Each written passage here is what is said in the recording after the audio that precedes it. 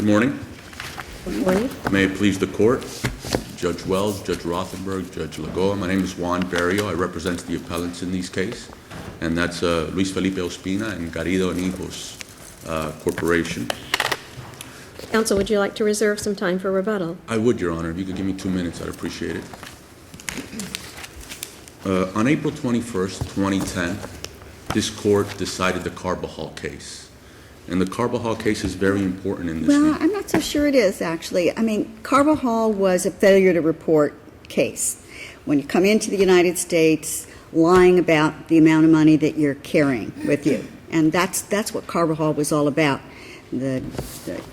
Carbajal lied 2 or 3 times about the amount. They kept searching, finding more and more and more. Carbajal was a failure to report the money when you entered the United States. This case is very different in that it's a failure to let your own country know that you're taking money out of the country.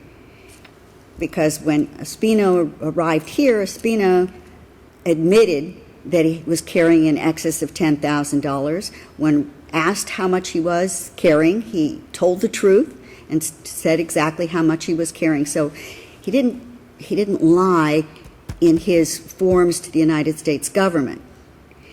He didn't lie, but he committed a violation according to Colombia law by transporting in excess of $10,000 when you're not allowed to do that unless you have a license to do that. Isn't that correct?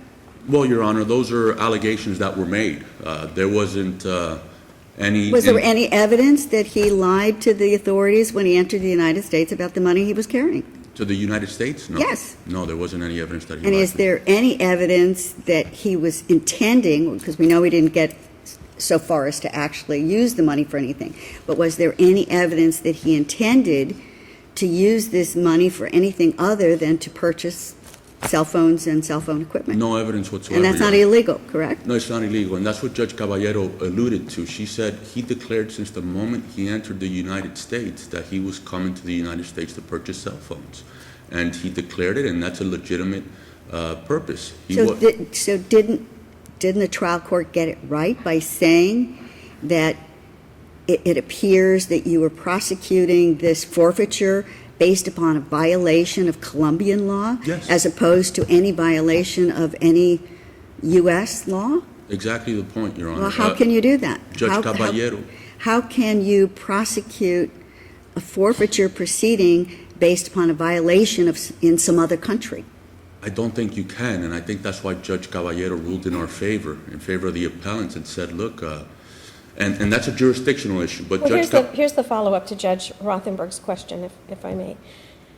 The only thing, Mr. Ospina filed a declaration when he entered this country. He said how much money he was bringing. He told it how much it was in everything, and he fessed up here. What he didn't do, according to the Miami-Dade Police Department and the people who seized his money, was he didn't declare that he was removing the money from Colombia, which he was supposed to do. But is there any testimony, because I want to follow up on Judge Rothenberg's question, any testimony in the record as to, was that a felony there? Was there any testimony about was it a crime? He didn't report it. He admitted, I didn't tell the Colombian government I was taking this money out of here. But was there any testimony at all about was it a crime or what it was in Colombia from anyone who was competent and substantial to testify about it? Your Honor, no. The answer, I believe, is no, because Detective Pete Fernandez testified here at the probable cause hearing that there was a violation of Resolución 8, 8th resolution in Colombia to not declare this money, but that wasn't, I don't think he's qualified. And also, what is the basis for then the Miami-Dade Police Department then to take money based on some purported law in Colombia? They're saying, that was one of my arguments in the motion to dismiss jurisdictional, but Judge Caballero focused on instrumentality, and that's based on Carbajal. I believe she just focused on Carbajal, and she said, look, under Carbajal, you cannot do this. But I believe no, my interpretation is that the Miami-Dade Police Department, the appellee, proceeded under the transportation prong of the money laundering offense. And they brought in a money laundering statute, a Florida money laundering statute, I believe is 893, to say you were transporting this money to promote foreign bank fraud, which is But bank fraud allegedly on the Colombian bank, not on an American Yes, bank. it's not a separate felony because they both fall under the money laundering prong. Well, So the when- claim was, you follow the contraband law to the forfeiture law, to the contraband law, to Florida's RICO Act, to the federal RICO Act, which incorporates the federal money laundering act, which makes it federal money laundering to defraud a foreign bank by engaging in a financial transaction in the state of Florida. Took me about 4 Yeah, days that's to figure. amazing. Took me 4 days to figure Okay. that one out, but a judge finally figured out that was what the claim was. Judge, it was a claim, and Judge Caballero, I believe, did a magnificent job in going through everything and concluded, look, this is an And first I'm of all, it's not a- I'm presuming that the officers at the Miami airport, when they saw this 100 euros, said, whew, we know it's a contraband act, a forfeiture act, a racketeering act, a money laundering act, and they said, we can seize this money, right? Well, that's what the appellee said, not the AUSA, Mr. Swain. The United who States had- attorney declined He prosecution. said, no, let him go, let the money go. Because Well, he let's- declared it. I mean, normally, I mean. Money launderers I don't mean, declare they're normally bringing money here. People don't tell you, hey, P.S., I got money with me. I mean, That's been my position the whole time, since day one. So let's get to the issue here, which is, you My didn't get the attorney's fee- damages that you wanted, and you didn't get your attorney's fees. I didn't get all the damages that I wanted. I did get some damages, and that was the evaluation of the property, because the euro actually went down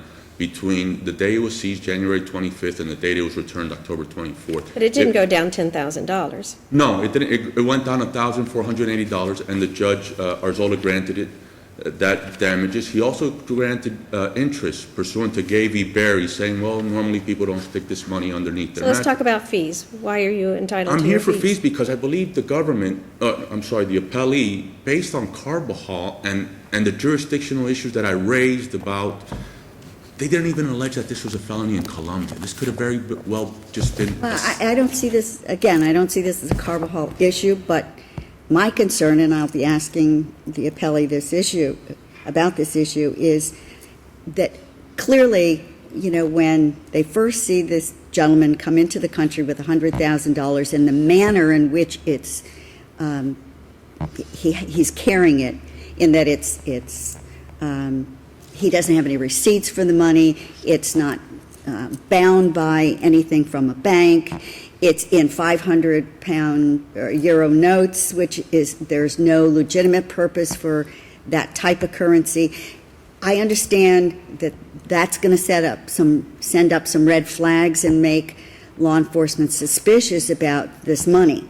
My concern is that at the preliminary hearing, it appears that the Miami-Dade Police Department argued successfully to keep out any of the evidence that would have corroborated Mr. Ospina's argument, or not, statement as to what the money was supposed to be used for, that he was coming here legitimately to purchase cell phones, he had done it in the past, he had receipts to show that he actually owned a cell phone business in Colombia, that he had done this in the past, that he comes here all the time to buy these cell phones, and the Miami Police Department kept that evidence out. And that's the argument, as I see it, to show bad faith that would entitle you to attorney's fees, perhaps under either the statute or 57105. Precisely, Your Honor. A day after the seizure, these agents sent out their agents to local vendors to verify on their own that Mr. Ospina was indeed. And this was about 2 weeks before the petition to forfeit the money was filed. Yes, What did Your they Honor. learn? They learned everything he said was true.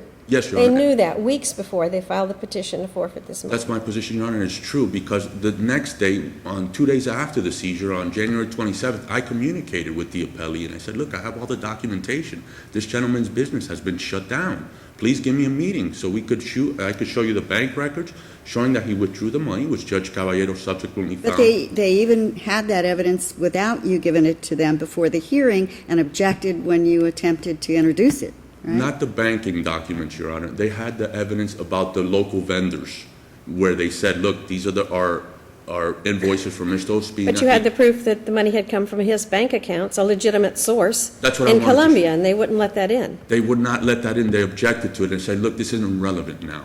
And It's only relevant at the the trial, forfeiture which there's stage. case law that says just the opposite. From here, there's been several cases, and the appellee has been involved in those cases. And then just recently in Sanchez, the 4th DCA confirmed that the court is allowed to consider the totality of circumstances, any hearsay evidence. Well, that's what an evidentiary hearing's all about, is to test the evidence. It's an adversarial hearing, Your Honor, and I think that just the title of the hearing says, look, you could come in and present this information, and I wanted to present it because it was showing and it was refuting and rebutting everything that the appellee's detective testified at the hearing on. And prior to that, on the 27th of January, I offered this. Once I saw the complaint on the 8th of February, and I saw that they were saying that Ospina had no documentation, I reached out to them again and I sent them another letter. I said, please give me a hearing. I could show you this documentation that he was telling you about. But they didn't really even need the hearing because they already had the information from Yes, their Your Honor. investigators. I think they were willfully blind, and they just Well, weren't- normally, if this were not a case involving the state, it would be called unjust enrichment if it was just plaintiff and defendant, and someone had done this. Could be, Your Honor. Your Honor, but there's another issue that really, But counsel, we've let you go over your time. thank you, Your Honor. We'll give you time for rebuttal, but let's hear from Miami-Dade I Police apologize. Department. No apology necessary, counsel. If it may please the court, Kimberly Redmond Jones on behalf of the appellee Miami-Dade Police Department. Your Honor, I would like to first address the first issue. When the court asked, was there anything in the record that would indicate that it's a violation of Colombian law to transport this money out without reporting?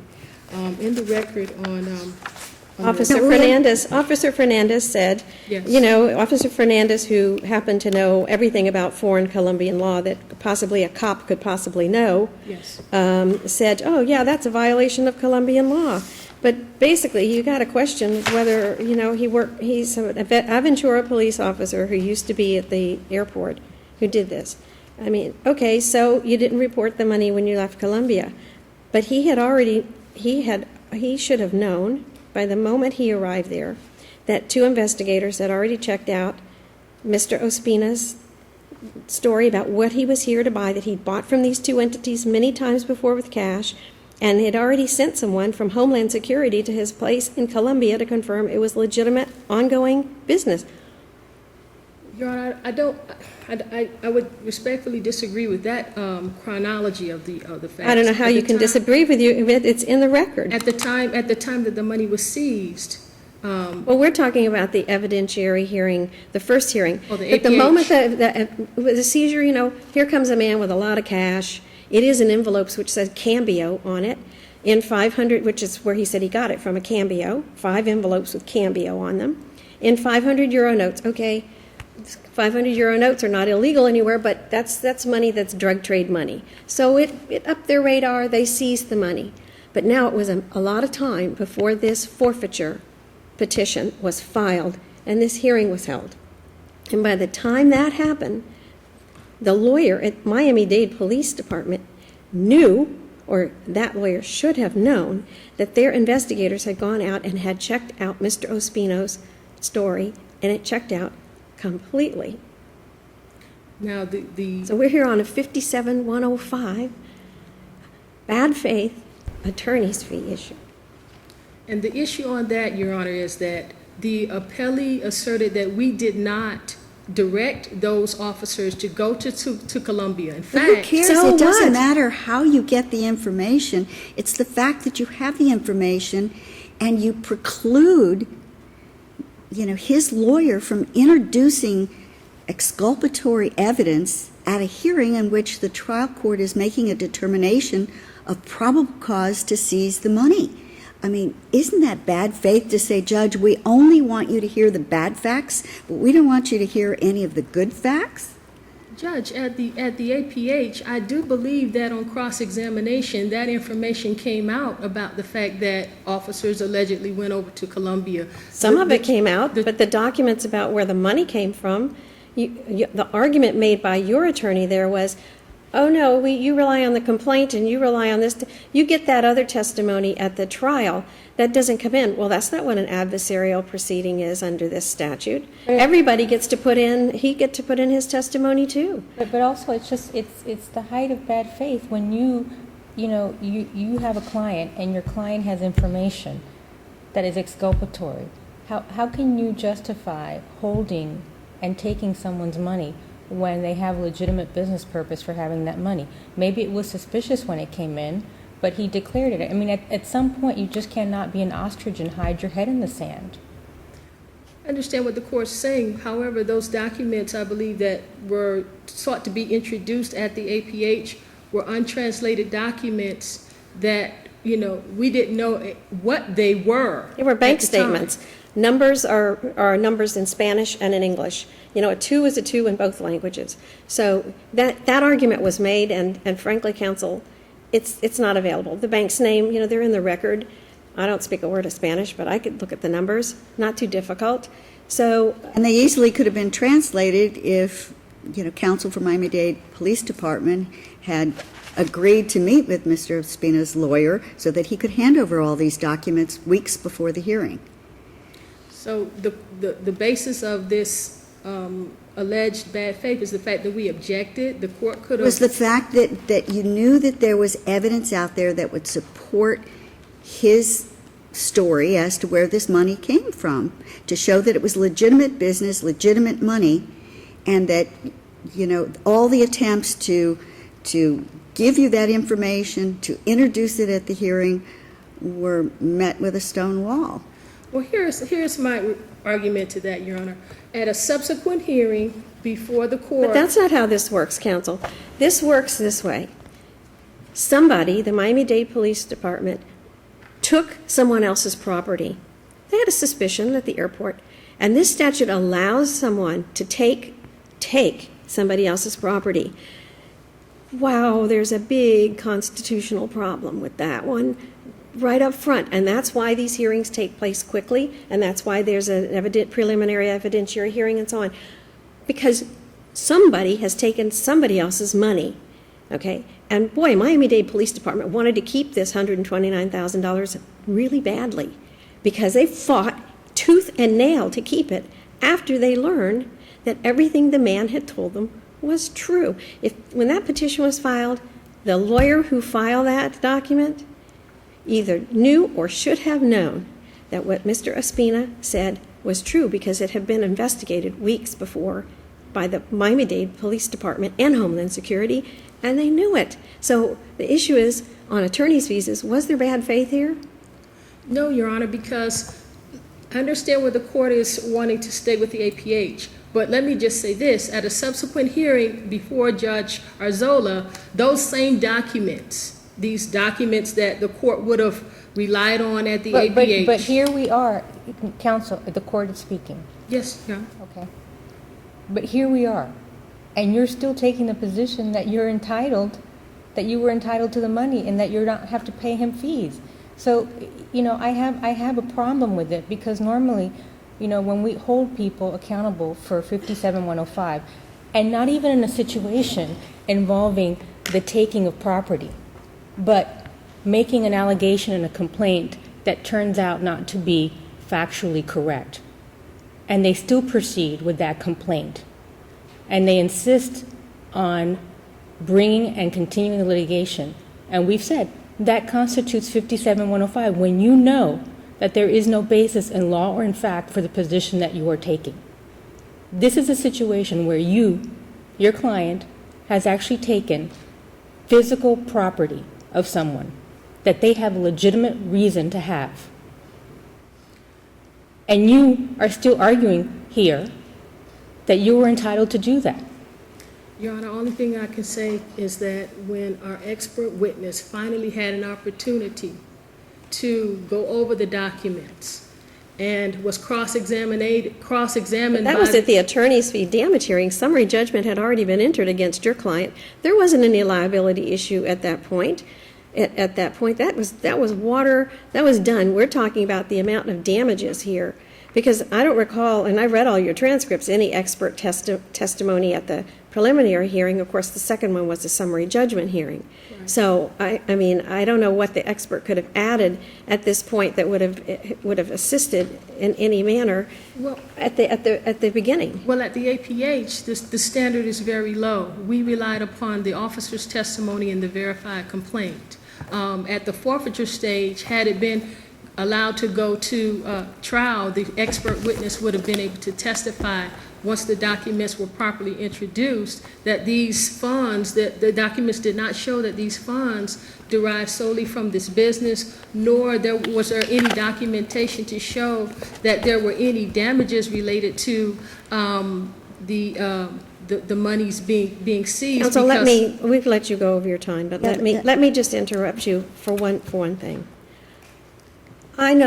I noticed in the petition that was filed by the Miami-Dade Police Department, the first 4 pages, and there's a footnote that's about this big, single-spaced and very tiny print, that talks all about drugs, the euro, how the Daily Mail, it cites this much from a Daily Mail report from 2010, which is an online report about how in Great Britain it's been decided that the 500 euro is the drug trafficker's bill of choice, and how England has outlawed the 500 euro. And the first 4 pages of the petition talks all about drugs, drug traffickers, drug laundering, drug money, drug. Boy, I mean, it's like heavy hitter. And then there's one count in the petition. And that count has nothing to do with drugs, not a peep. It has to do with bank fraud. Then when you get to that was in the petition. Then when you get to the first evidentiary hearing, the opening statement of the Miami Police-Dade lawyer is a reiteration of all that damning information about the 500 euro, the blah, on, and drugs. And there isn't a single peep of testimony about this being a drug-related crime. Counsel, there wasn't any drug claim here, but it certainly poisoned the well to have all of that. Incredible triple hearsay, at least I think it was the report, the newspaper, the whatever. That hearsay, that report, which is just junk, was made a feature. It was right up front both times. And yet there wasn't a thing in this about drugs, because your claim was bank fraud. And that right away just set the table here. It was, how could you look at this and not look at this and say any fair-minded person could look at this and hold this money in these circumstances? It was awesome to me to read that. I was waiting for the drug charge. I was going, money launder drugs. None of it. Not a peep. And I'd like to just add one thing to that, is that Judge Arzola made a finding that there was no bad faith because Judge Caballero made a finding of probable cause.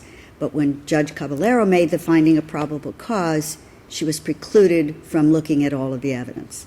That's the bad faith, because it just carried on down the line. And Judge Judge Arzola is relying on a finding from another judge finding probable cause, where the first judge wasn't given the benefit of all of the evidence. And that's the bad faith to me. I understand the court's position. We in the course of business, we regularly receive documentation from people that, this money came from a legitimate source, and when it bears out in the light of day, it turns out not to be the case. And again, but lay it all out to the first judge. Say, okay, here, let him introduce whatever he's got to introduce.